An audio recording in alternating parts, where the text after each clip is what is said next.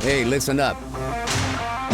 We got another episode of Wise Kracks, featuring the crack man himself, Bill Krackomberger, and our co-host, Jon Orlando, straight from Las Vegas.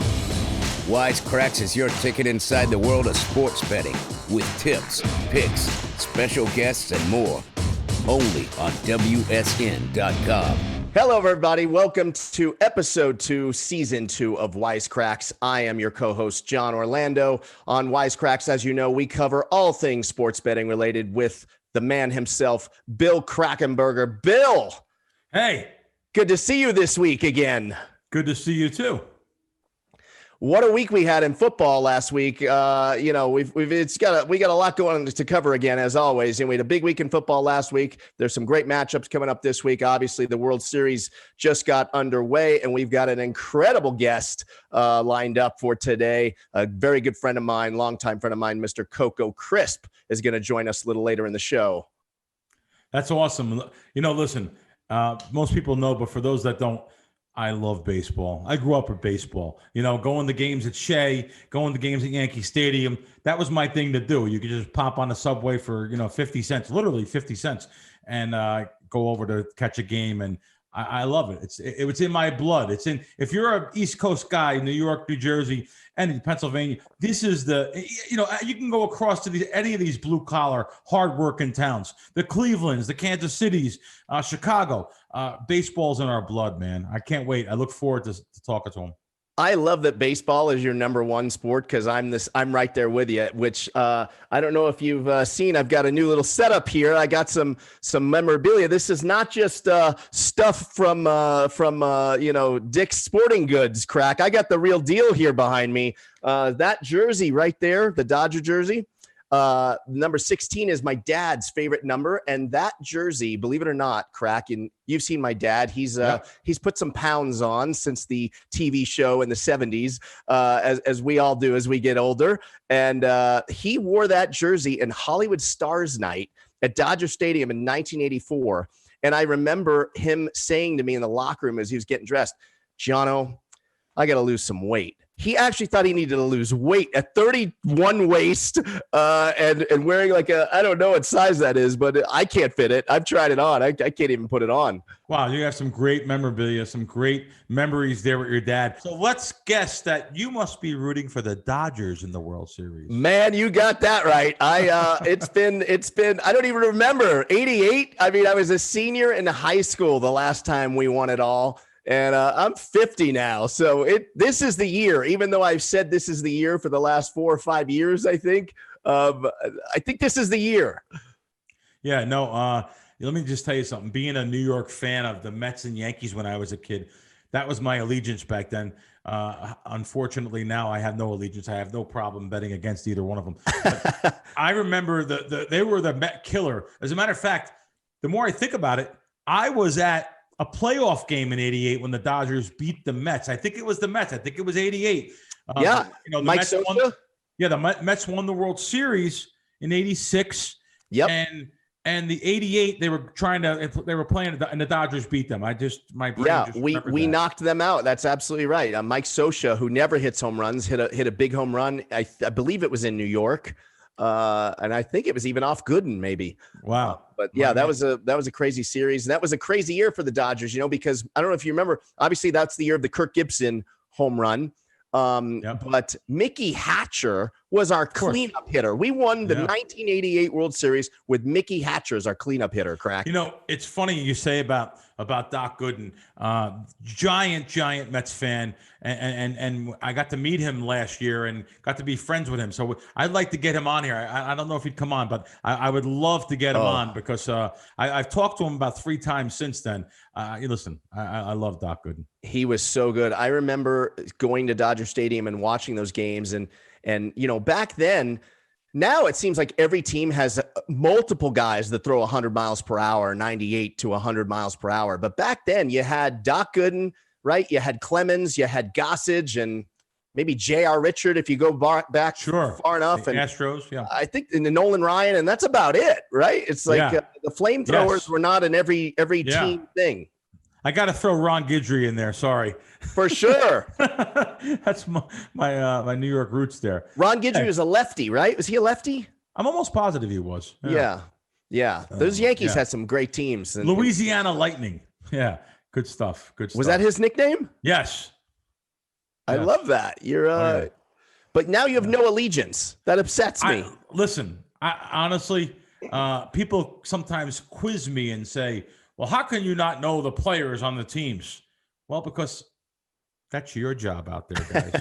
You guys know the players of the teams. I know which way the line's going and the analytics behind it and the picks. Sorry. And by the way, that helps you guys. That helps the public, So, Crack, are you proud of me? I bet on the Dodgers when they were down 2-0 in that last series. Wow. And you took a price. I did. Yeah. It was good. No, that's good. That was good. When you have a powerful powerhouse team like the Dodgers, and they've been the best team in baseball all year. Let's face it. So it was amazing that it actually came down to a Game 7. Yeah, and I heard a crazy stat, and hopefully I have this right.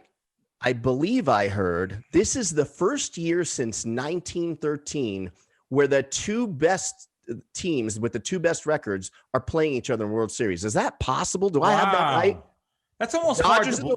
That's 107 years. It's almost hard to believe, but I believe it. Yeah. Wow. That's interesting. Usually there's always upsets. I mean, that's the reason why we bet underdogs. I mean, there's always upsets. You're always taking a price. And I actually thought this is going to be the first time you probably heard this.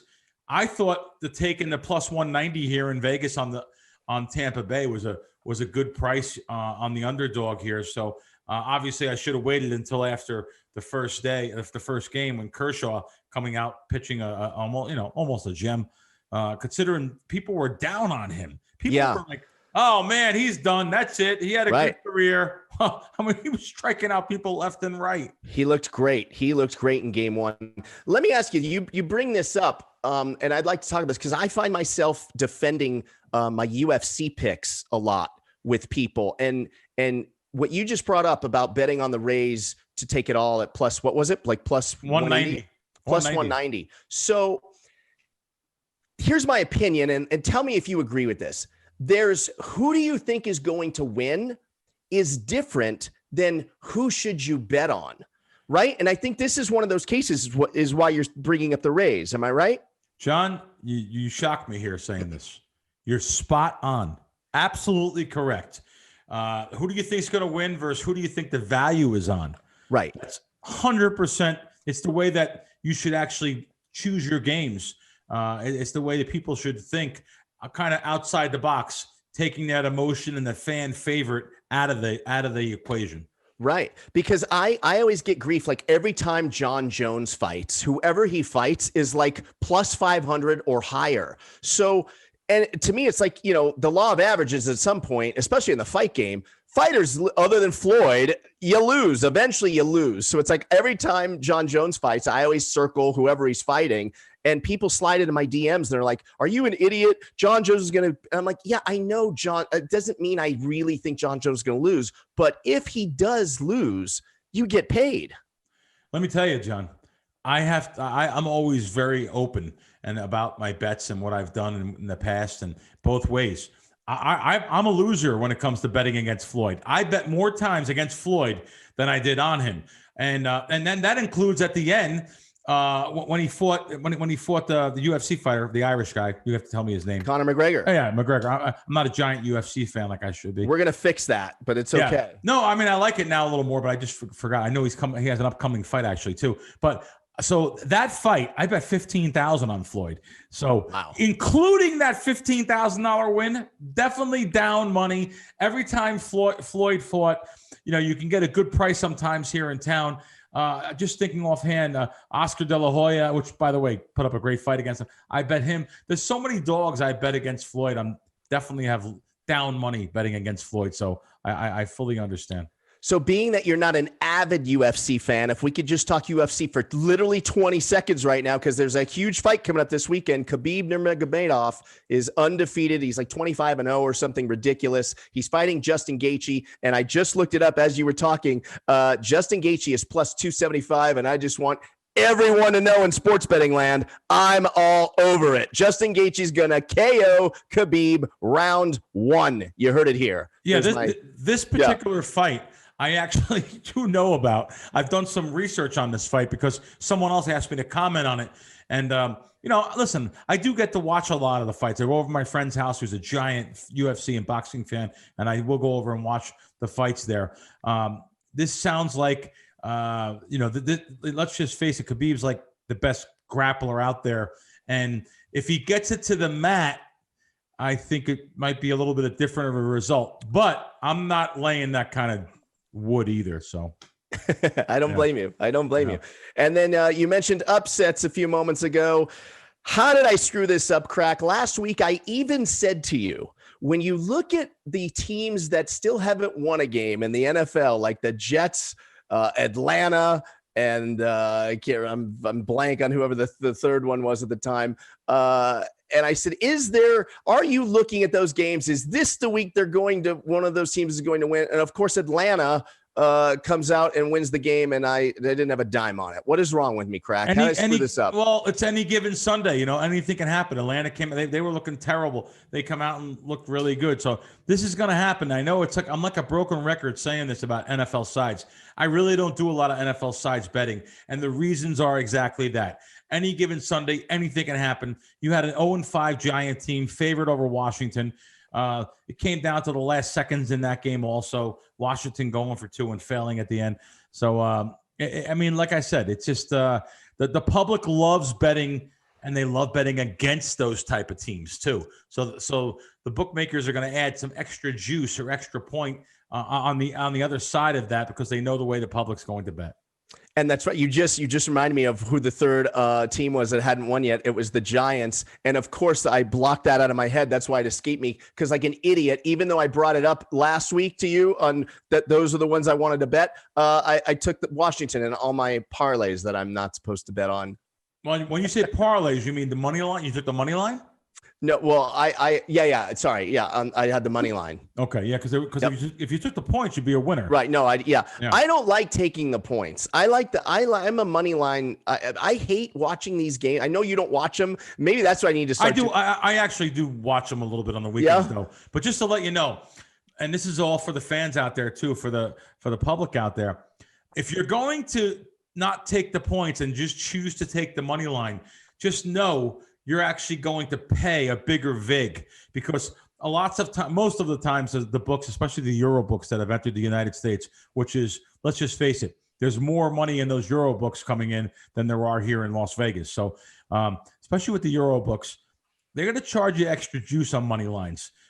It's just not my favorite thing to do, because you're paying more juice than you would on a straight bet. But that being said, because I have so many different places to bet, I'll go from app to app to app here in Vegas, looking at all the money lines, and you'll see a difference, from one book to another. So sometimes you could catch a good dog on the money line. Right. And would you ever consider betting a favorite with the money line, or no chance? Years ago, it was just almost basic strategy that you could, believe it or not, this is not no more though, but believe it or not, you could actually bet the money line on any double-digit team in the any home double-digit team on the NFL, and that was a winning strategy. Not so much anymore, but it was years ago. I know a whole syndicate group, a sports betting syndicate group, that made a lot of money doing that. Really? Yes. And Bill, let me ask you this. What are the over and under trends? Last week, you gave me a winner. You told me Cowboys in the under. Well, the under in the Cowboys game, I should say. And listen, all of them, to be honest with you, you're hitting on a primetime game. It's, I've been saying this across many different programs and formats. You're 100% right. I have been talking about this. It's going to return to the mean. I think the unders were 10-4 last week. I've been saying it on our show and other shows. Listen, these bookmakers aren't going to continually get slapped around by all these overs coming out. They're going to add points to the totals. They started doing it. This is the second weekend now. I can't tell you how many primetime games have went under in a row. And it's the exact opposite of what happened 3-4 weeks ago when every primetime game was going over and the overs were hitting at, 65%. So it's not happening no more. Returning to the mean. And I noticed it with the lines this week. We're going to have more of a balanced over-under week. Okay. And now a couple other things I think we should just go over real quick. What's going on in Dallas, man? My Cowboys are falling apart at the seams. I thought even with Dak's injury, I'm a big the Cinderella story works. So I kind of thought we would be looking at remember when Drew Bledsoe got hurt and then in stepped Tom Brady, right? And I kind of thought maybe that's what we're going to see with Dalton. And that's not what happened. Yeah, I even said on our show, this guy's got over 100 starts. Crafty veteran in the NFL, and I thought Dallas was. Listen, I played a teaser with Dallas. I thought that Dallas was a nice bet at home with over the 7 points, the 7.5 or 8, and I was wrong. I mean, they look terrible. Oh God. Now, they looked horrible. It's almost unwatchable. It was. I didn't watch it, to be honest. I turned away. It was too bad. I couldn't take it. The Jets.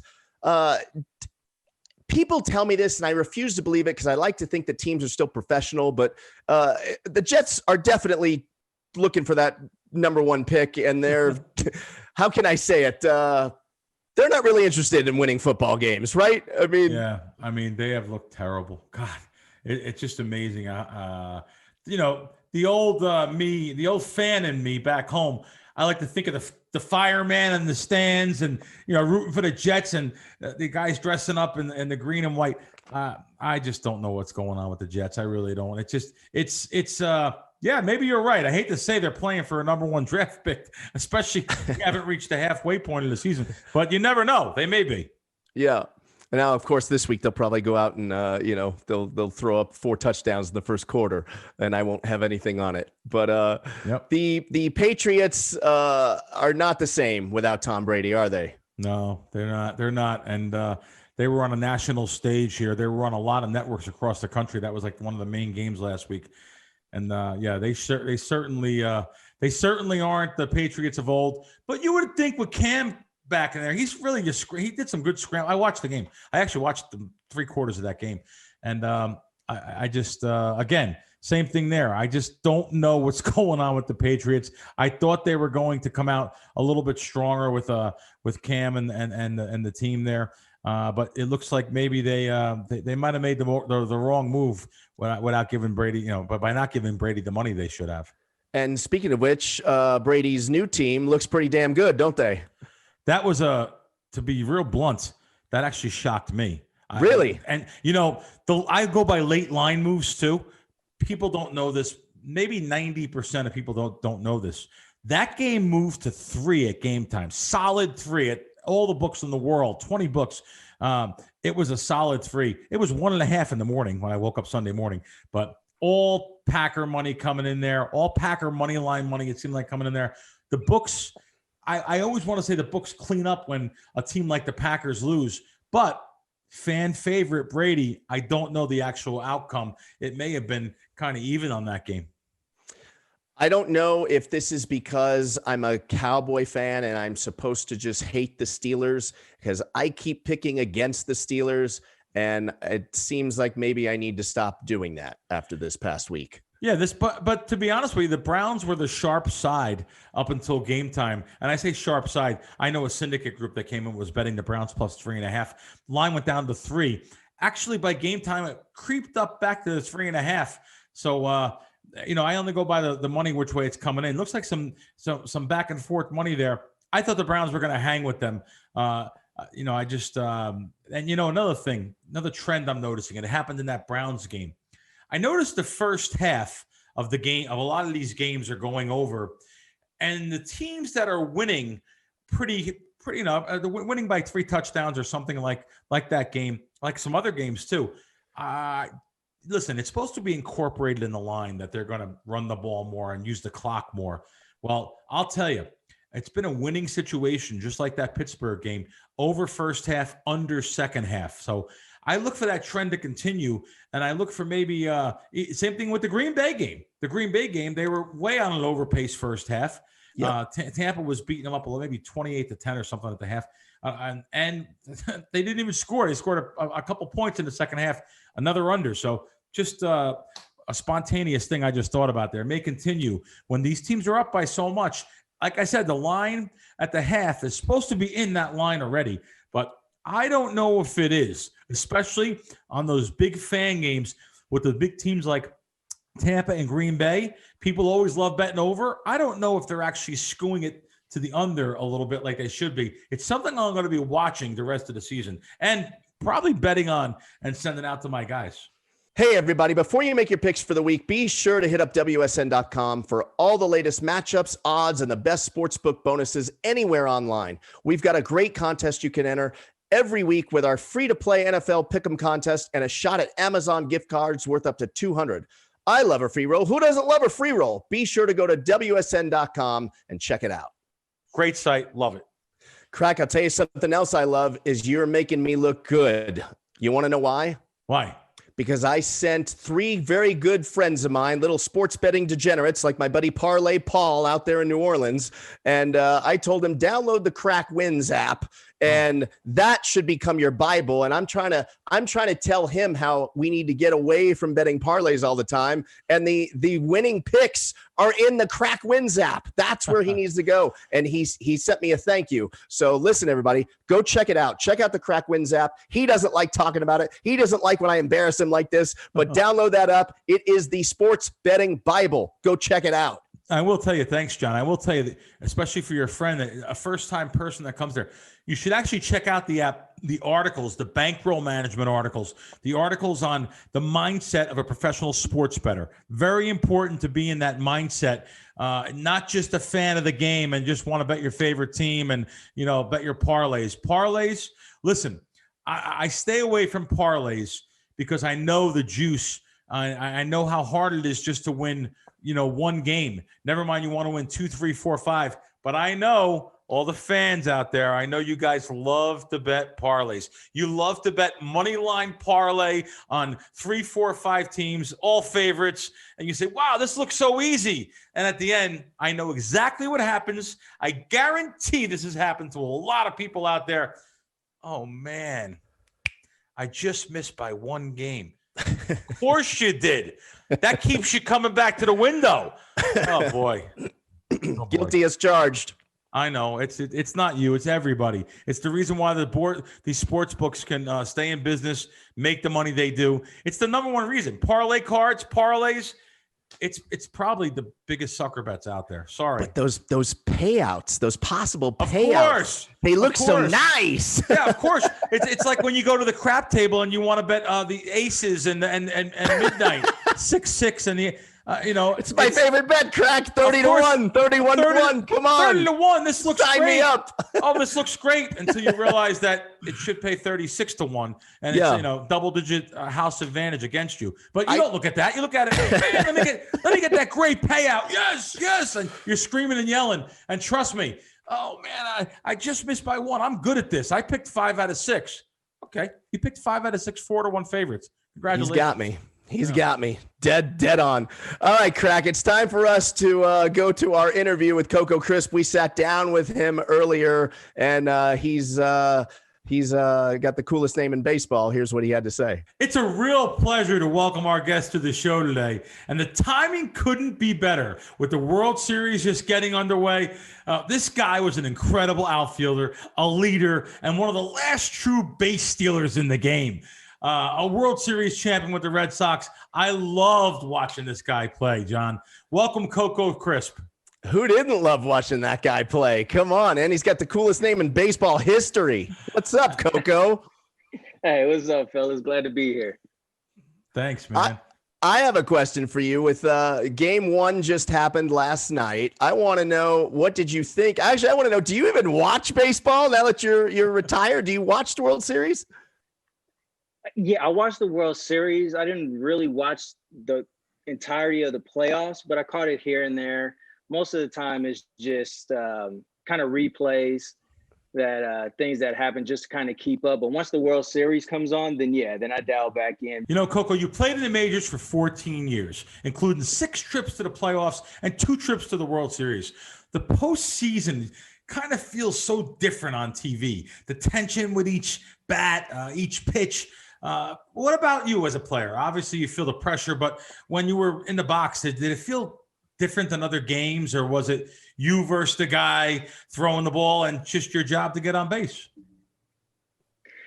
Yeah, that's a really good question. When I first started my journey with the playoffs, into the playoffs, it was a learning curve.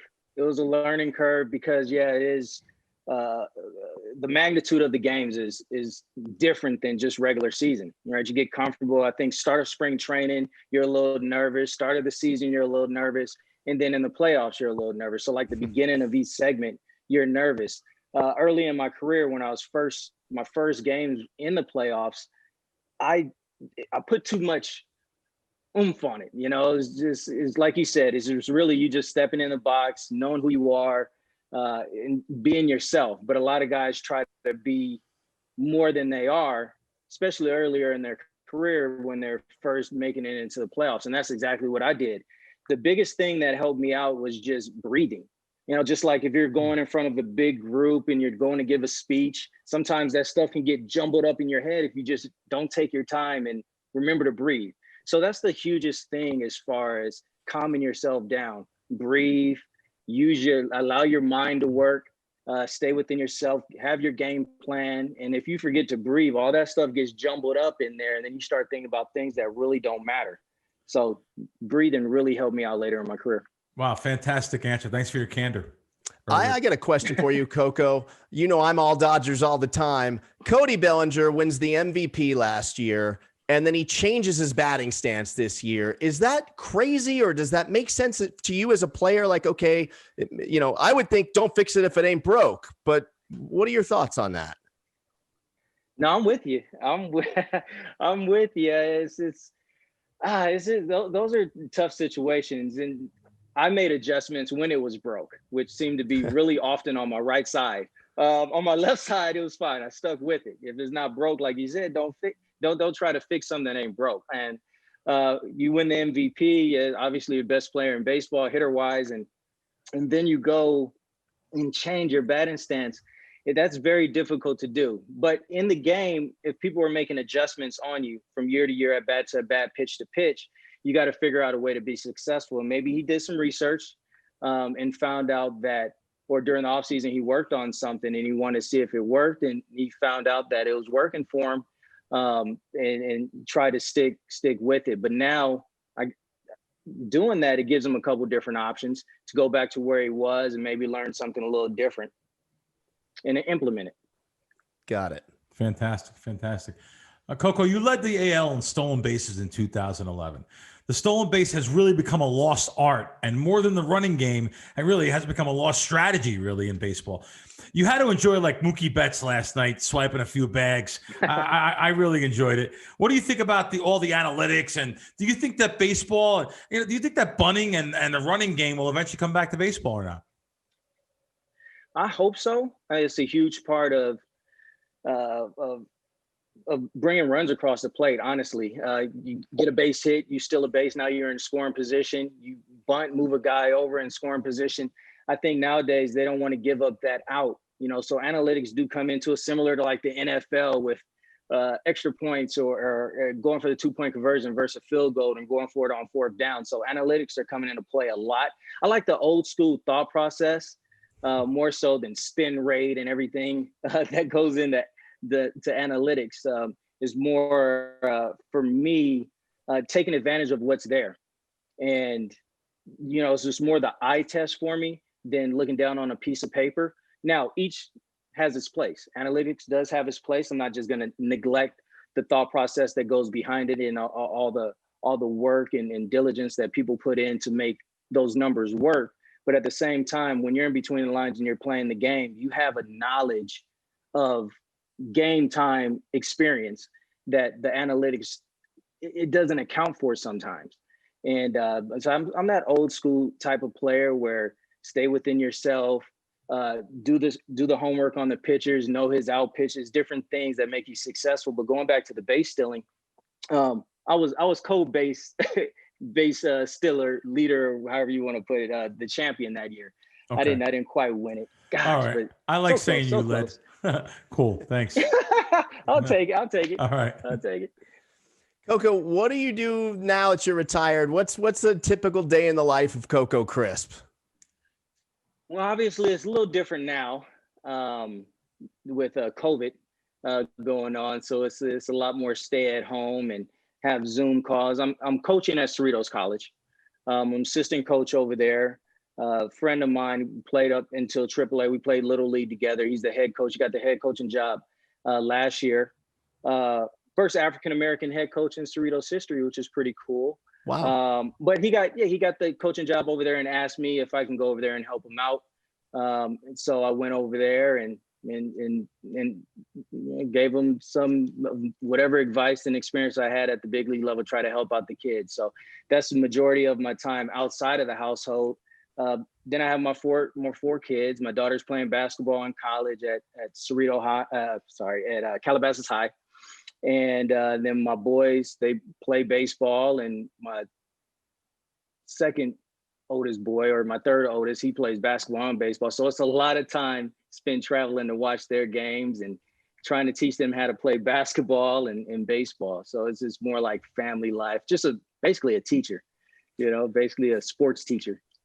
And part two of my question, sorry, Crack, part two of my question. So you just mentioned Calabasas. What happened to that monster estate that you had down in the desert? You still have that? Yeah. So I know you're trying to buy it off of me. No. But if I could put like $1 down and pay you $1 a week or something, can we work a deal? Come on, help out Johnny O. Yeah. I know, right? It's on the market for sale. It's a massive home out in Rancho Mirage, Palm Springs area, and right now it just rented out, and it kind of is paying for itself. But yeah, it's on the market. We moved into Calabasas, a little more, not taking anything away from the desert, but Los Angeles baseball or athletics and the schooling is a little more challenging out here. And I want to put my kids in more of a challenging type of environment. Cool. Coco, you played in Boston and Cleveland. Cities like that, they like live and die with their baseball. I always think like blue collar, hardworking cities, but they love their baseball too. What was it like to be surrounded by that passionate fandom, I guess I would call it? Did it add to the pressure, or did it just make more fun to get out there and perform for them? Well, if I would have started out in Boston, I think things would have been a little different for me as far as the pressure that goes into playing in Boston. But I was fortunate enough to come up in Cleveland, where there was a lot of veteran guys. Yeah, Omar Vizquel, Tomei, Ellis Burks, the coaching staff, Eddie Murray was there, and they helped me develop my mentality for the big league atmosphere, amongst other guys that were there that were veteran ball players. So when I got traded over to Boston, I had the mental preparation to be able to deal with all the questions and going out. And I mean, when you go out in Boston, you better be ready for a conversation, right? It's just not going out shopping for shoes or clothes. You're gonna talk baseball, like because everybody knows who you are intimately, So it's just like everybody's your best friend. They come up to you, they talk about baseball or just you and your life. Like, we've had a relationship for a long time, which was fun. I really enjoyed it out there. I had a great time in Boston. I love the people, the fan base. They were great to me out there. And prior to that, I've heard, stories good and bad. And it was like, prepare for this, prepare for that. But when I was there, it was really nice. The atmosphere out there is with all the buildings, very nostalgic, and it was a great place to live. I ended up buying a house out there. I sold it because I ended up moving to a different, I ended up getting traded, but I ended up buying a house out there because I really enjoyed it. Awesome. Okay, Coco, let's talk about something important. Okay. I'm a car guy. I know you've had some sick rides in the past. I know you got kids. I'm sure there's a van over there or something, but please tell me there's at least one fat whip that would make Johnny O jealous. What are you rocking right now these days? Yo, I've I've got so tamed. I'm so tamed now. It's back in the day when we had different gigs or my lifestyle wasn't family. It was a little bit more crazy for sure. And I had my Rolls Royce, I had my Mercedes, and I pretty much had almost Bentley. I had every car, which is probably the dumbest thing that you could do as an athlete, just invest in vehicles. But now it's a Tesla. I do have the big Mercedes van, the Sprinter, custom, all decked out for when we take family road trips. But now it's all Tesla, like the SUV or the sedan. I ride the sedan. Wife rides the SUV. But that's just and to be honest, out of all the cars that I've owned, the Tesla is the best car. Everybody says that, man. Everybody I know says that. Car. Yeah, so I'm real tame now, unfortunately. All right. I'm daddy now. All right, Coco. Thanks so much for joining us. And we will talk to you later. Well, that was awesome talking to Coco Crisp, was it not? Fantastic, man. Like I said, baseball's my thing, and he was one of my guys. Yeah, he was great. He was fun to watch for sure. All right, Crack. This week in football, let's talk. I got a lot on my mind here. There's a handful of games that I'm looking at. I want to see what the Crack Man has to say about what my picks are this week. Okay. All right. Let's open up with the Bills at the Jets. Now I know we talked about the Jets earlier, and I'm a sucker for the parlay and a dog and a straight up dog that might catch a squirrel catches a nut.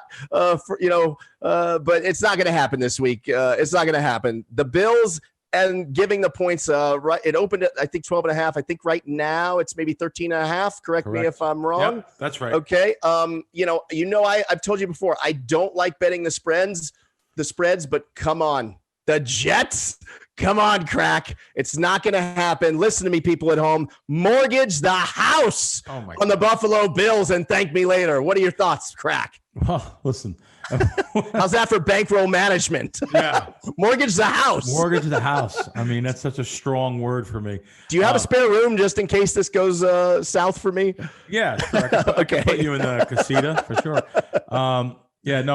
Mortgage in the house and lock. Those words are not in my repertoire of words. So and mortgage the house and thank me later. Is that what you said? Oh God. Too much? Ooh. But degenerate party of one, your table's ready. Degenerate party of one, last call. Yeah. No, I understand that it's and by the way, you're on the right side of the line, and the line did move up a little bit, and maybe people are thinking that. But I want to tell you something. Don't be shocked when teams like this situation has happened so many times, and like the Bills like literally lose outright. I mean, it's like, but I guess this Jet team that's maybe playing for that number one draft, it may not happen, but anything can happen in the NFL. And listen, you don't want to put more than 2% on any one given bet. NFL sides, I put less. But hey, John, as long as you're having fun, though, I guess. Keep that money machine rolling, baby. People at home, don't listen to me. Listen to Crack. Don't mortgage the house. Bad plan. All right? Okay. Yeah. Bet with your head, not over it, right? That's right. Yeah. All right. We got Jacksonville at the Chargers. The game opened up at -10. Now it's at 7.5. Listen to me. This is the battle of the underachievers, okay? I'm going to take Jacksonville and the money line all the way to the bank, Crack, with this one. They're plus 320, okay? Until the Chargers can prove to me that they know how to win in that new stadium that they don't belong in, I'm rolling with Jacksonville. What do you think? Yeah, that's a really nice payout. And I'll tell you what, this actually, your stock goes back up a little here, John. Really? Yes, because I'll tell you why. It takes a certain sports bettor. Most people will not bet double-digit favorites. Our dogs are on the money line. Now, this is now 7.5, this line, or 8. That's a little bit of a ballsy play. Good for you. Most people won't do that. And I notice I'm looking at my screen here where I actually shop around lines. You could actually even take a little bit more than that. So if you shop lines, you can get a little bit better juice. And good for you taking that. Listen, I know the Jags have looked like the worst team in the NFL. Well, actually, the Jags have looked like the worst team in the NFL, not named the Jets. Sorry. But yeah, so and the Chargers blew the Monday Nighter versus Saints and had a bye last week. So the early money moved the line about 3 points, 2.5, 3 points to the dog here. So I think your head is definitely in the right place, and it could be close. So we'll see what happens. Hopefully, I'm rooting for you this game. But if anything, I would probably look to take the hook at 7.5 on the game. But I'm going to be rooting for your money line pick. Okay, all right, I love it. Last but not least, I don't know what's going on. I don't know what the bookmakers are thinking on this one. The Bears at the Rams. It opened at 5.5. Now it's 6.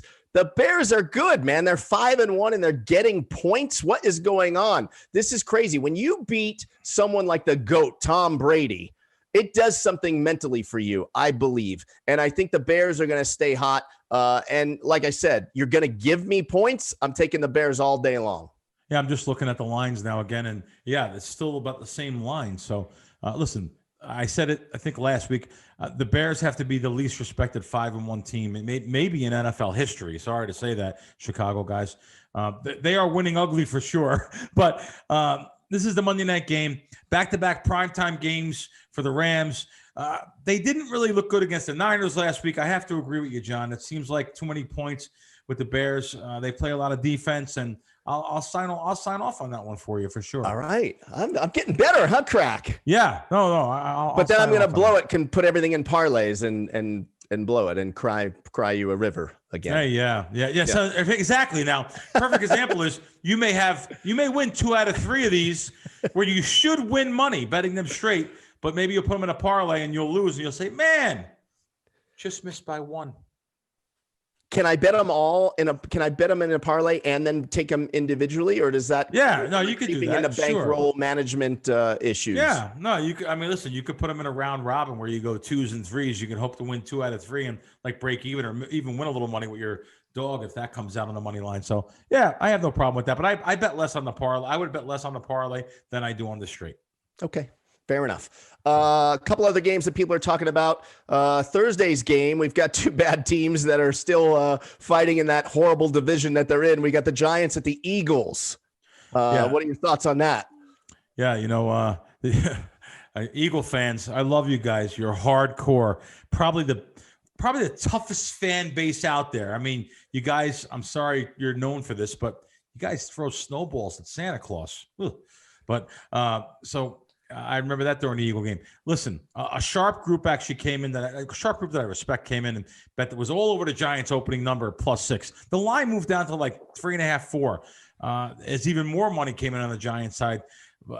Again, there was 2 waves of Giant money that came in here. So I have to be real blunt. If this game moves to 3, the value is probably on the other side of the game. So you may just want to pass on this one. Okay. All right. And how about with Green Bay and the Texans? I am addicted to betting on the Texans. I have to tell you, I've been that way for a few years now because they always seem to be the dog and they can deliver. Yeah.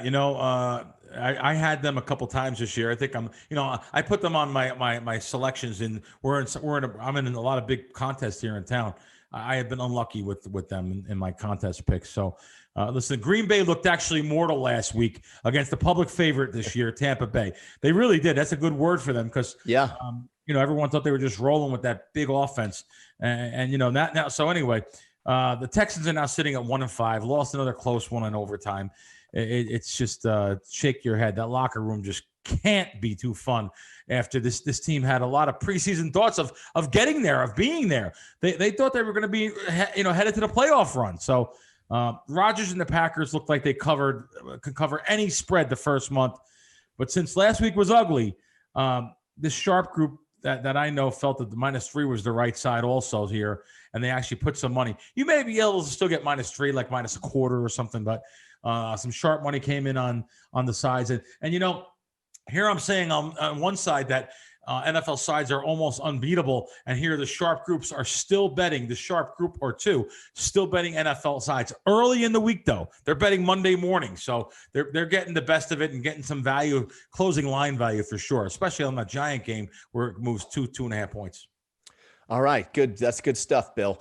Listen, so last week we told our audience at home, if you had any questions for us, to hit up on Twitter, Instagram, over at WSN, wherever you can find us. Send us your questions. And the people have spoken. They have spoken, Crack. I got the same. I was looking through the inbox here on Twitter and Instagram. I see the same question. I'm not kidding you, Crack, 20 or 30 times. So I'm going to ask the one question. I won't say who asked it because it was asked by many. They are all asking for, can the Crack Man give us a free parlay? Oh God. I know, Crack. What do we say to these people? What do we say? They're action junkies. They can't help it. Yeah, no, I know. And I hate to ruin anyone's party, but especially your parlay party. Listen, I really don't bet parlays, but I will bet them on certain sports. This is going to shock you here. I'll bet overnight parlays if I know I'm getting the best of the line by the time the game starts. So, and I'm more talking basketball here, college basketball. I'll bet some overnight parlays. Listen, if I know I'm taking 3 points on 3 games and tomorrow, all 3 games are going to move in my favor, maybe down to 1.5, 2, I have the best of it. So I will put them in some parlays. But it's very, very rare that I actually bet a parlay, even in college basketball. I really don't do that often, only if I know the games are going to be moving. So I don't recommend no parlays, guys. So I have none for you. I apologize. All right, no problem, Crack. That's okay. Which leads me to remind our audience at home, listen, guys, download the Crack Wins app. It's the Bible. I keep telling you this, and I mean every word of it. It's going to change your betting life, okay? It's got strategies, tips, picks, obviously tons of articles. They update it all the time. Download the Crack Wins app. It's on Apple. It's on Google. Go get it. Thanks. Yeah, we're gonna have. Listen, college basketball is only a couple short weeks away. I can't wait. But yeah, and NFL. I put out a lot of totals to the Crack Wins guys. I put out a lot of props, and we're holding our own for the year. Absolutely. All right. Well, Crack, the time has come. It's over, Crack. It's over this week. But we'll be back next week. That's the good news. Hey, I have a last-minute question here from one of our mutual friends. Not only is it our mutual friend, it's the guy that introduced John Orlando to Bill Krackomberger. Former UFC fighter, champion Jake Ellenberger, he asked me a question. And I just said, can I use that on our podcast this week? He asked, hey, if I wanted to place a large bet in town, where should I place that bet?